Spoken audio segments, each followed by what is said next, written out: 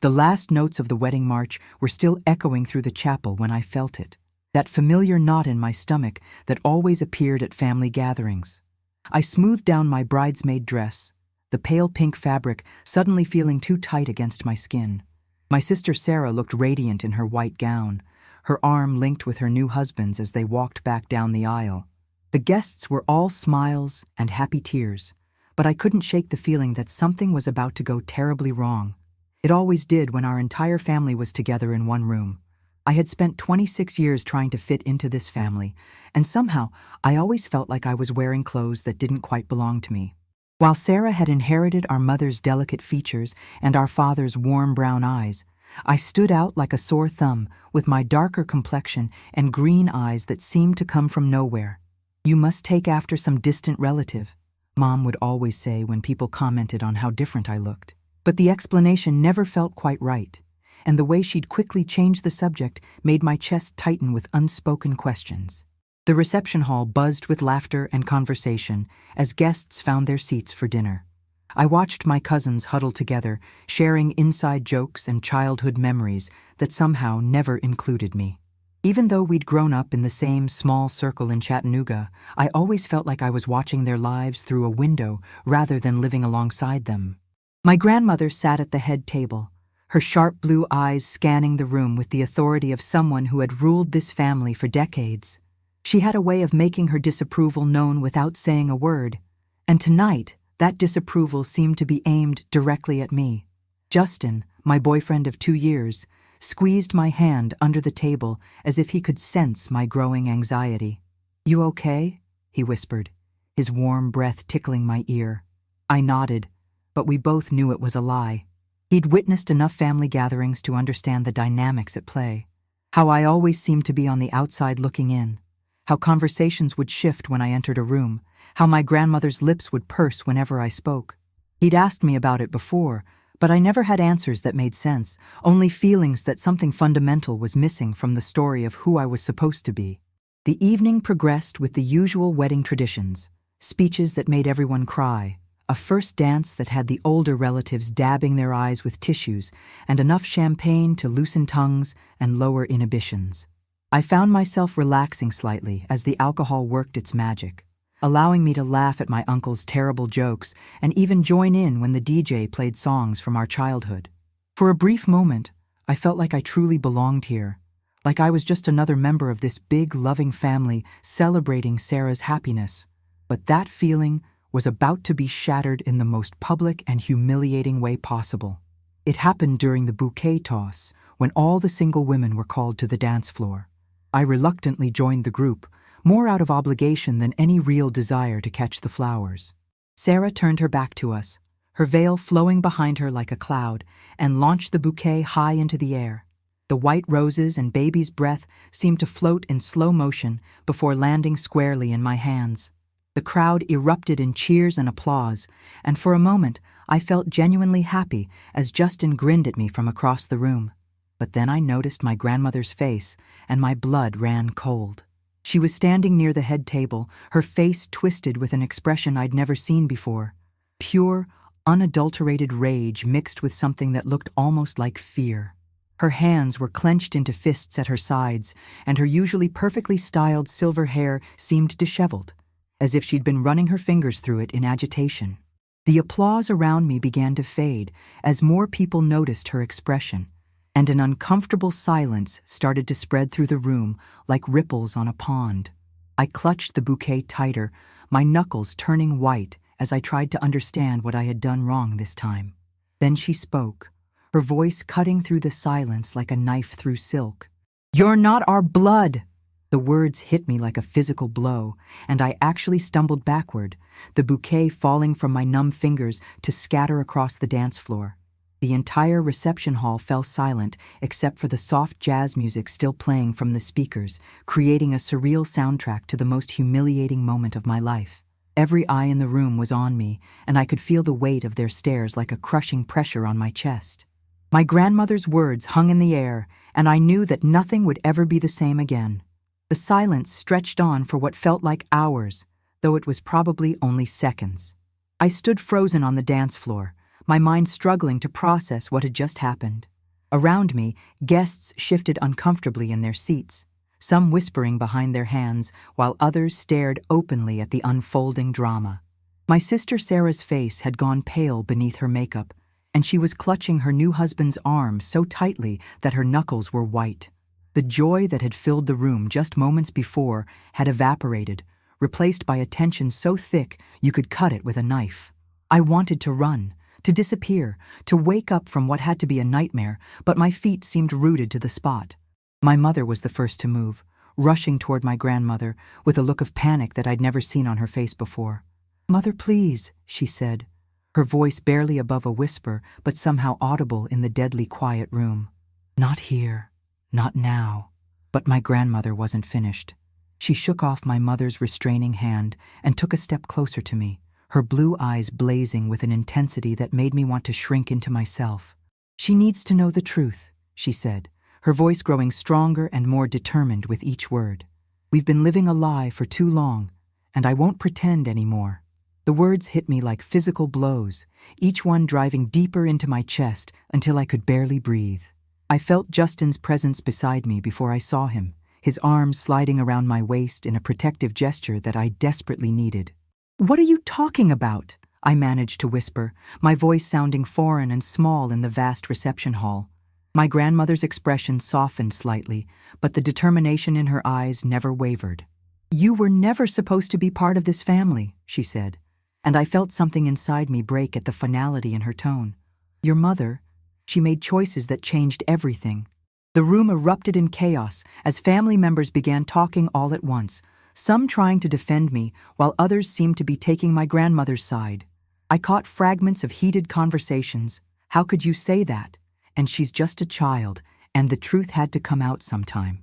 My father, who had been silent until now, stood up from his seat with a face like thunder. "That's enough," he said, his voice carrying the authority that had made him successful in business, but had never quite worked on his own mother. "Rachel is my daughter, and I won't have you speaking to her like this." But even as he said the words, I could see doubt flickering in his eyes, and that doubt cut deeper than any accusation. I couldn't take it anymore. The walls of the reception hall felt like they were closing in on me, and the faces of my family members seemed to blur together in a kaleidoscope of confusion and judgment. Without saying a word, I turned and ran, pushing through the crowd of guests who parted like the Red Sea before me. I could hear Justin calling my name behind me, but I didn't stop until I reached the parking lot where the cool Tennessee air hit my face like a slap. My chest was heaving, and I realized I was crying. Great, gulping sobs that seemed to come from somewhere deep inside me that I'd never accessed before. Justin found me leaning against his car, my carefully styled hair now a mess and my makeup probably streaked down my cheeks. He didn't say anything at first, just pulled me into his arms and let me cry against his chest until the worst of it had passed. "We're leaving," he said finally, his voice gentle but firm. "You don't have to go back in there." I wanted to argue, to say that I couldn't just abandon my sister's wedding, but the truth was that I couldn't face walking back into that room. The looks, the whispers, the questions that I had no answers for. It was all too much. As Justin helped me into the passenger seat, I caught a glimpse of my reflection in the side mirror and barely recognized the broken woman staring back at me. The drive home passed in a blur of streetlights and silence. Justin kept glancing over at me, clearly wanting to say something comforting, but what could he possibly say? My entire identity had just been called into question in front of everyone I'd ever known. The woman who had raised me, who had sung me lullabies and bandaged my scraped knees, had stood by while her mother declared that I didn't belong. The family I'd spent my whole life trying to fit into had just confirmed what I'd always suspected deep down, that I was different, that I was other, that I was somehow wrong.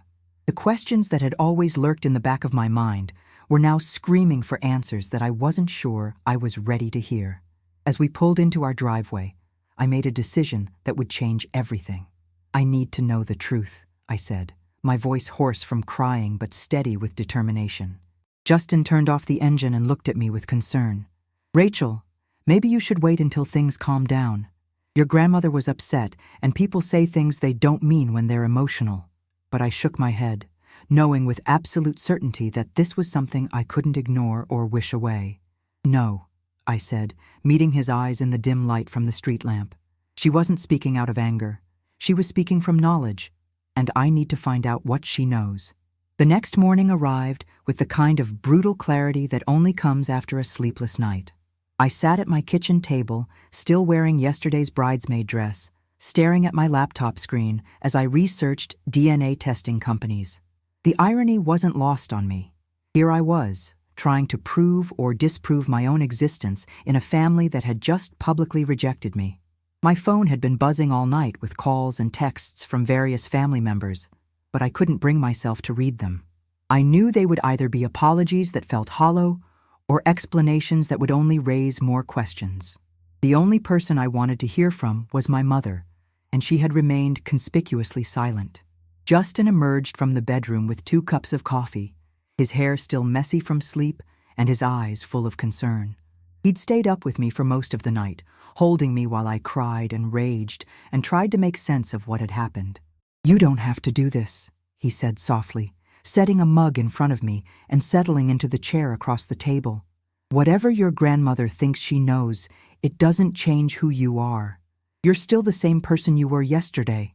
But that was exactly the problem. I wasn't sure who that person was anymore.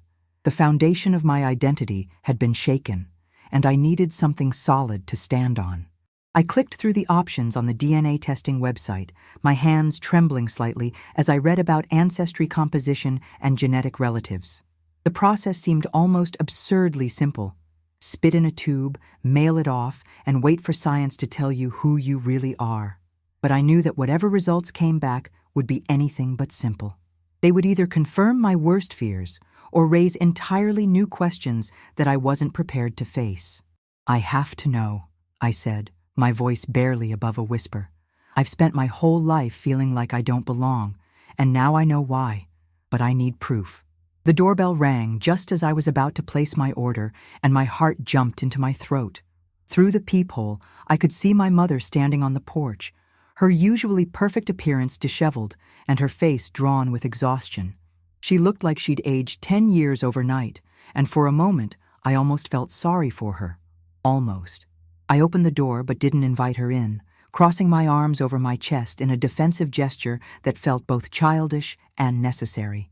"Rachel," she said, her voice breaking on my name. "We need to talk." I wanted to slam the door in her face to protect myself from whatever new revelations she might bring, but I also desperately needed answers. She followed me into the living room, where Justin discreetly excused himself to give us privacy. My mother perched on the edge of the couch like a bird ready to take flight, her hands twisting in her lap as she struggled to find the words. "Your grandmother shouldn't have said what she said," she began, but I cut her off with a bitter laugh. "Shouldn't have said it, or shouldn't have said it in public?" I asked, and the way her face crumpled told me everything I needed to know. The truth was finally going to come out, and I wasn't sure I was ready for it. But after 26 years of feeling like a puzzle piece that didn't quite fit, I needed to know where I actually belonged. "You have to understand," she said, tears streaming down her cheeks. "We never meant for it to go this far. When you were born, you were so perfect, so beautiful, and we loved you from the moment we saw you. It didn't matter that—" She trailed off, unable or unwilling to finish the sentence, but I could fill in the blanks. "That I wasn't yours," I said flatly, and she flinched as if I'd slapped her. "That's not true," she protested, but her voice lacked conviction. "You are mine in every way that matters. I raised you. I loved you. I would have done anything for you. Biology doesn't change that." But even as she said the words, I could see the guilt written across her face, like a confession. The story came out in fragments, like pieces of a broken mirror that cut deeper with each revelation. There had been a young woman, barely 18, who had found herself pregnant and alone. My parents, who had been trying unsuccessfully to have children for years, had been approached through a private adoption agency. The arrangement was supposed to be completely confidential, with no contact between the birth mother and the adoptive family. But something had gone wrong with the paperwork, some detail that my grandmother had discovered years later when she was helping with estate planning. "She's known for 15 years, my mother whispered, the words falling between us like stones. She's been carrying this secret, and it's been eating away at her. Yesterday, she just snapped. I felt like I was drowning in information that I couldn't process. 15 years. My grandmother had known the truth about my origins for 15 years and had said nothing, had watched me struggle with my sense of belonging while holding the key to everything I'd been questioning. The betrayal cut deeper than I'd thought possible, not just from her, but from my parents who had built my entire life on a foundation of lies. "Who is she?" I asked, my voice barely audible. "My birth mother. What happened to her?" My mother's face went even paler, if that was possible, and I knew that there was more to this story than a simple adoption gone wrong. The silence that followed my question stretched on until I thought I might scream. My mother's face had gone completely white, and she was staring at her hands as if they held the answers to questions she couldn't bring herself to ask. When she finally looked up at me, her eyes were filled with a pain so deep that it made my chest ache. "Her name was Elena," she said, her voice so quiet I had to lean forward to hear her. "Elena Rodriguez. She was your grandmother's daughter." The words hit me like a physical blow, and I actually gasped, my hand flying to my mouth as the implications crashed over me like a tidal wave. My grandmother's daughter. That meant my birth mother was my aunt, my real aunt. The family secret wasn't just about adoption. It was about incest, about a pregnancy that should never have happened, about a young woman who had been forced to give up her child to preserve the family's reputation. I felt sick. Physically sick, as the pieces of the puzzle finally clicked into place. "That's why she hates me," I whispered, understanding flooding through me like ice water. Every time she looks at me, she sees the reminder of what happened to her daughter. My mother nodded, tears streaming down her face as she watched me process the truth that had been hidden for so long. "Elena was so young," my mother continued, her voice breaking with each word. "She was just a baby herself when it happened. Your grandmother, she couldn't handle the scandal, couldn't bear the thought of what people would say if they knew. So she sent Elena away, told everyone she was going to study abroad, and arranged for us to adopt you through a private agency. Elena never even got to hold you. She signed the papers in the hospital and disappeared." I could barely breathe as the full weight of the betrayal settled on my shoulders. Not only had I been lied to my entire life, but my birth mother had been robbed of the chance to know me, to be part of my life in any way. The room felt like it was spinning around me, and I gripped the arms of my chair to keep from falling. Everything I thought I knew about my family, about myself, about my place in the world, had been built on lies and secrets and shame. My grandmother hadn't just been protecting the family reputation, she'd been protecting herself from the daily reminder of her own failures as a mother.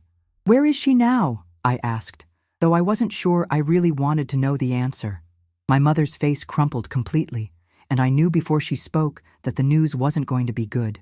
"She died 3 years ago," she whispered. "Cancer. She never married, never had other children. You were her only child, and she never got to know you." The grief hit me like a freight train, a mourning for a woman I'd never known but who had given me life.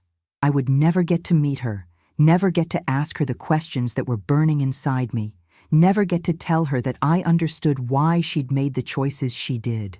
She had died alone, carrying the secret of my existence, while I had grown up just a few miles away, completely unaware that my real mother was out there somewhere, thinking about me, wondering about the child she'd been forced to give up. The injustice of it all made me want to scream, to rage against the circumstances that had kept us apart, to demand answers from a universe that seemed determined to deny me the truth. Justin appeared in the doorway, drawn by the sound of my sobbing, and I fell into his arms like a drowning woman grasping for a life preserver. My mother tried to reach for me, to offer comfort, but I pulled away from her touch.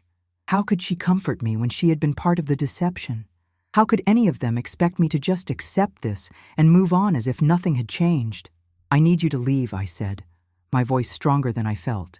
"I need time to process this, and I can't do that with you here." She looked like I'd struck her, but she nodded and gathered her purse, pausing at the door to look back at me one last time.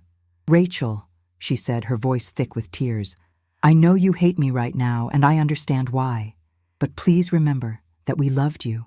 We still love you. That was never a lie. I wanted to believe her, wanted to hold on to something real in the midst of all this chaos, but I couldn't separate the love from the lies anymore.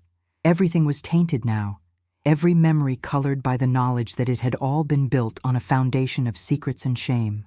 As the door closed behind her, I realized that I was truly alone for the first time in my life, cut off from the family that had raised me and forever separated from the mother who had given me life.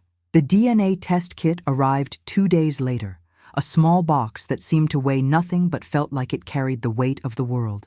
I stared at it for hours before finally opening it, reading the instructions over and over again, as if they might change if I looked at them long enough. The process was exactly as simple as the website had promised.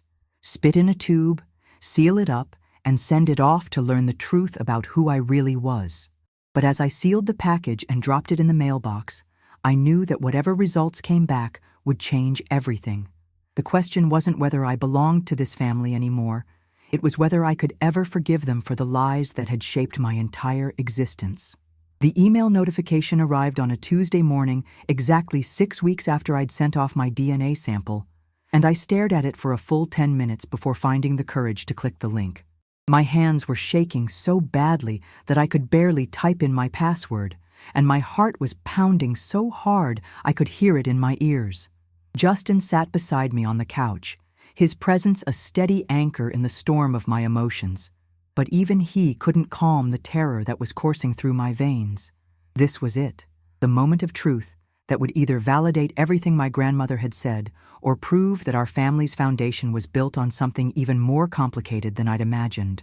As the results page loaded, I held my breath and prepared myself for whatever revelation was about to change my life forever. The ancestry composition appeared first, a colorful pie chart that made my heritage look like a rainbow of possibilities. 60% European, 25% Indigenous American, 15% Sub-Saharan African, a genetic makeup that told the story of generations of mixing and migration that had nothing to do with the lily-white family that had raised me. But it was the next section that made my blood run cold: genetic relatives. There, at the top of the list, was a match labeled Close Family, Aunt, with a confidence level of 99.9%. The name beside it made me gasp out loud: Elena Rodriguez. Somehow, impossibly, my dead birth mother was showing up as my aunt in the DNA results, which could only mean one thing that I wasn't ready to accept. I clicked on Elena's profile with trembling fingers, and what I found there shattered the last pieces of the story I thought I knew. According to the genetic analysis, Elena wasn't my mother at all. She was my aunt, just as the results indicated. But that meant the woman who had given birth to me was someone else entirely. Someone whose DNA was close enough to Elena's to create this familial connection. My mind raced through the possibilities, and slowly, horribly, the truth began to dawn on me. If Elena was my aunt and she was my grandmother's daughter, then there was only one other person who could be my mother: my grandmother herself. The room started spinning around me as the implications crashed over me like a tsunami. My grandmother, the woman who had spent my entire life treating me like an outsider, who had publicly humiliated me at my sister's wedding, who had carried the secret of my origins for 15 years, was actually my mother. The young woman who had supposedly given birth to me and disappeared was actually my aunt, Elena, who had been forced to pretend to be my mother to cover up an even more scandalous truth. My grandmother had given birth to me when she was in her 40s, probably the result of an affair or some other situation that would have destroyed her reputation and her marriage if it had come to light. I stumbled to the bathroom and threw up everything in my stomach, my body rejecting the truth as violently as my mind was trying to. Justin followed me, holding my hair back and rubbing my shoulders as I retched and sobbed and tried to process what I'd just learned. "It's her," I gasped between waves of nausea. "My grandmother is my mother. Elena was just the cover story. They made her pretend to be my mother so no one would know the truth about who I really am." The words tasted like poison in my mouth, and I couldn't believe I was actually saying them out loud. When I finally stopped being sick, I sat on the bathroom floor and stared at the wall, trying to understand how my entire family had participated in this elaborate deception. My parents had adopted me knowing that I was actually my grandmother's biological child, which meant they had been complicit in covering up whatever scandal had led to my conception.